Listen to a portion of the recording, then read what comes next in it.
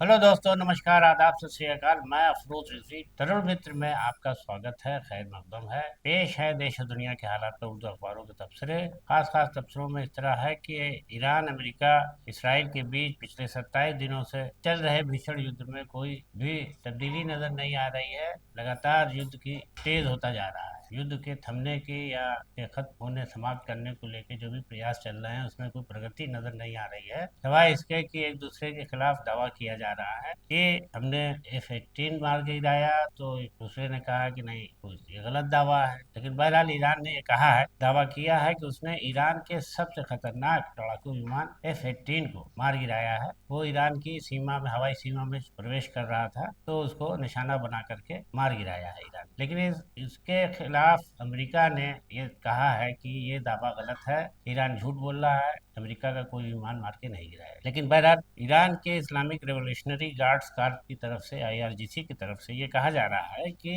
28 फरवरी को ये जंग जब से शुरू हुई है, तो अमेरिका का ये चौथा बड़ा विमान है, F-18 लड़ाकू विमान, जिसको हमने मार गिराया है। बहरहाल कुछ भी हो, ये विमान अमेरिका का सबसे ज्यादा खतरनाक और लड़ाकू विमान माना जाता है, जिसको कहा जाता है कि जल्दी कोई मार के उससे कोई रोक नहीं सकता। लेकिन ईरान ने उसको मार गिराया है, तो इसको लेकर के ईरान की ताकत का अंदाजा किया जा सकता है कि उसके पास किस तरह के खुद मिसाइलें मौजूद हैं जो अमेरिका की इस तरह के कदम को नाकाम कर दे रही है। बहरहाल वायुसेना ने निशाना बनाकर इसको नष्ट कर दिया है और दोनों ही तरफ से दावे प्रति दावे किए जा रहे हैं। और ईरान के विदेश मंत्री सैयद अब्बास अराक्ची ने ये जानकारी दी है कि हुर्मुज का जो जल मार्ग है, वहां से हमने अपने 5 मित्र देशों को, ईरान ने अपने 5 मित्र देशों को अपने जहाज के आवागमन की छूट दे दी है। भारत, चीन, रूस, पाकिस्तान और ईरान, ये 5 देश ऐसे हैं जिनके जहाज आसानी से अपने गैस, पेट्रोल, डीजल और जो भी के अपने सामान हैं आयात निर्यात के, वो लाएंगे और ले जाएंगे। खैर बहरहाल अब यहाँ पर यह है कि भारत को भी इससे संकट गैस का और पेट्रोल का होने जा रहा था, तो अब ये हुर्मुज मार्ग के खुल जाने से ये भारत को अब सहूलत मिल गई है कि उसके 2-4 जहाज आ चुके हैं। 28 जहाज फंसे थे, जिसमें अभी 24 जहाज जो है वो बाकी हैं। इसके साथ ही उधर भारत में जो पेट्रोलियम को लेकर के एक पैनिक क्रिएट हुआ था, जो एक बेचैनी थी लोगों में, तो सरकारी दावे के मुताबिक ऐसी कोई भी वो कमी नहीं जताई जा रही है। सरकार का यही दावा है कि पेट्रोल, गैस और डीजल में हमारे पास पर्याप्त भंडार है और कहीं कोई कमी नहीं है। लेकिन जिस तरीके से देश में कई जगहों पर भारत में लाइन लगी है, पिछले 1 माह 2 माह से तो गैस की लेकर के लाइन लगी थी, लेकिन अब पेट्रोल की मारामारी भी शुरू हो गई है। तो अब ये जरूर है कि लोगों में ये है कि आने वाले दिनों में और संकट ही बढ़ेगा, तो इस वजह से शायद लाइन हो रही है। लेकिन सरकार जो दावा कर रही है कि गैस और पेट्रोल की कमी नहीं है, तो जाहिर है कि पेट्रोल और गैस मिल तो रहे हैं, लेकिन बड़ी मुश्किल से मिल रहे हैं। और लोग इसकी अपने पास खुद की हमें संकट ना हो तो हम ज्यादा से ज्यादा तेल भरा लें गाड़ी में, ज्यादा से ज्यादा स्टॉक कर लें, तो हो सकता है कि इसकी वजह से भी ये दिक्कतें हैं। लेकिन बहरहाल अब उधर देश के प्रधानमंत्री नरेंद्र मोदी ने 5 राज्यों को छोड़कर जहां चुनाव होने हैं, बाकी राज्यों के चीफ मिनिस्टर के साथ बैठक भी बुलाई। वो इस बात का जायजा लेंगे कि इन राज्यों ने पश्चिमी एशिया में जो संकट जंग का चल रहा है, जंग से पैदा हो रहा है, उससे सारे राज्यों में, देश के सभी राज्यों में मुख्यमंत्रियों ने क्या व्यवस्था की है, क्या योजनाएं बनाई हैं, क्या एहतियाती कदम उठाए हैं, इसका जायजा लेने के लिए उन्होंने मीटिंग बुलाई है।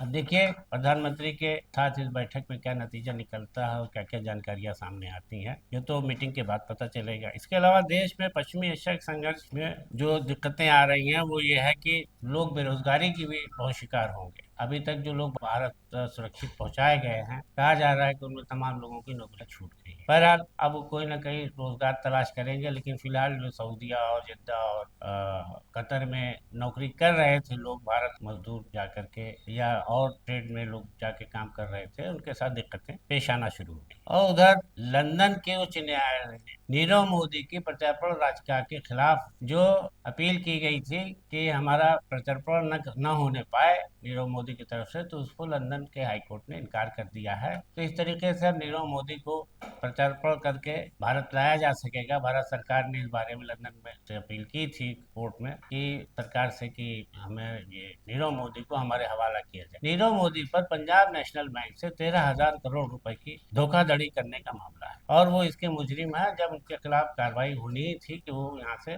भाग गए थे, तो उनको भगोड़ा घोषित कर दिया गया था और लंदन में पनाह ले रखी थी। तो उसके बाद से भारत सरकार ने उनके प्रत्यर्पण करने के लिए, यानी उनको वहां से यहाँ लाने के लिए कानूनी कार्रवाई की गई थी। तो अब बताया जा रहा है कि इससे रास्ता साफ हो गया है। और इसके अलावा कांग्रेस लीडर मल्लिकार्जुन खड़गे ने महिला आरक्षण को लेकर के भाजपा सरकार पर तंज कसा है कि महिला आरक्षण को लेकर के वो इतनी जल्दी में क्यों है। मल्लिकार्जुन खड़गे ने इस सिलसिले में एक पत्र किरण रिजिजू को लिखा है, जिसमें उन्होंने इस बात पर तंज किया है कि इस पे लेकर के इतनी जल्दीबाजी क्यों की जा रही है। उन्होंने कहा कि इसके लिए एक बार फिर से सर्वदलीय बैठक बुलाई जाए, और अभी चुनाव 5 राज्यों में होना है, तो 5 राज्यों के चुनाव हो जाने के बाद महिला के आरक्षण को लेकर के सरकार जो इतनी जल्दी दिखाई रही है उसको न करके बल्कि सर्वदलीय बैठक बुलाए और चर्चा करा करके इसको फिर से तय किया जाए कि महिलाओं को कितना आरक्षण दिया जाना है। और इधर कुछ दुखद घटनाएं भी हुई आंध्र प्रदेश में। देश के आंध्र प्रदेश में माकापुर जिले में एक बस और ट्रक की टक्कर, भीषण टक्कर,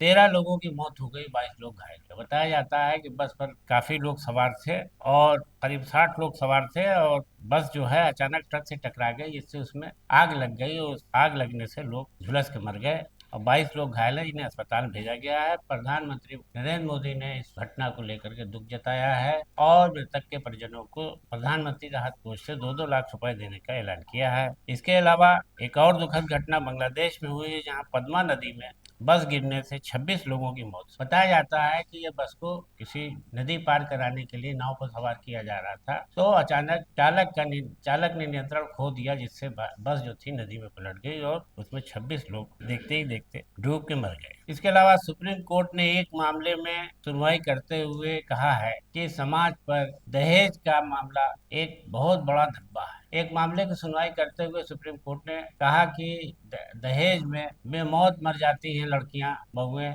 और ये ऐसा अभिशाप है, इतना बड़ा अपराध है, गंभीर अपराध है कि इसमें किसी तरीके की कोई रियायत दोषियों को देना कानून के तहत जायज नहीं। सुप्रीम कोर्ट ने पटना हाई कोर्ट के एक मामले की सुनवाई पर टिप्पणी करते हुए ये बात कही कि पटना हाई कोर्ट से जिस व्यक्ति को दहेज के मामले में जमानत मिली थी, उसको लेके सुप्रीम कोर्ट में जब अपील की गई तो सुप्रीम कोर्ट ने इस पर टिप्पणी करते हुए कहा कि ये जमानत दिया जाना उचित नहीं है, ये टिकाऊ नहीं है, इसमें गलत तरीके से जो है दलील पेश करके जमानत दी गई है। तो सुप्रीम कोर्ट ने जमानत रद्द करते हुए कहा कि दहेज का मामला समाज पर बहुत बड़ा धब्बा है और इसे सख्ती से निपटा जाना चाहिए। ऐसे मामलों में निचली अदालतों को जल्दी जमानत नहीं देना चाहिए, क्योंकि तमाम बहुएं ब्याह करके जाती हैं और दहेज की लालच में उनको मौत के घाट उतार दिया जाता है। ये गंभीर अपराध है। इसके अलावा रेल मंत्री ने कहा है कि रेल हादसों को लेकर के एक बैठक की है, एक वर्कशॉप किया है, जिसमें उन्होंने कहा है कि जिस तरीके से लोग रेलवे क्रॉसिंग पार करते हैं और अचानक ट्रेन आ जाती है या हादसा हो जाता है, तो दूर दराज के क्षेत्रों में, गांव में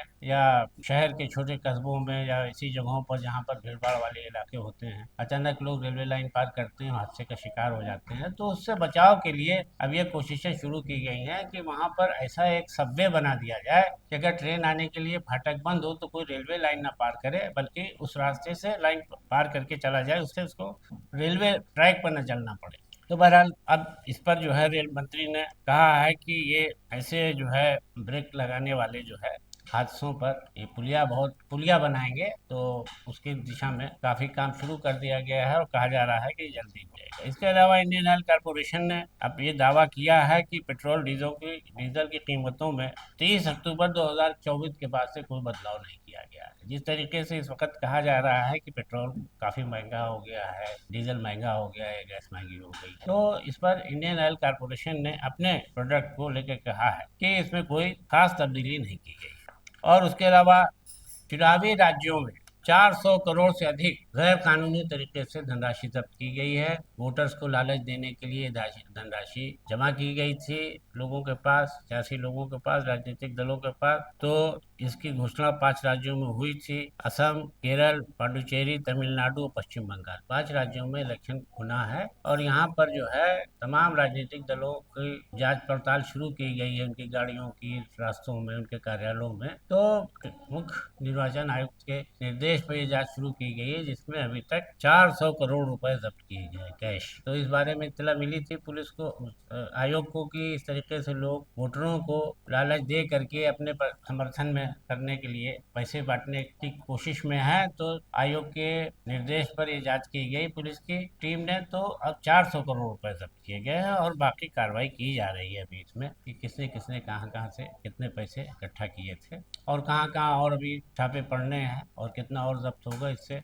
अभी कोई दावा आयोग की तरफ से नहीं किया गया है, लेकिन बहरहाल ये कार्रवाई की जा रही है। तो दोस्तों, आज के तबसरे में इतना ही। दीजिए इजाजत। नमस्कार, आदाब।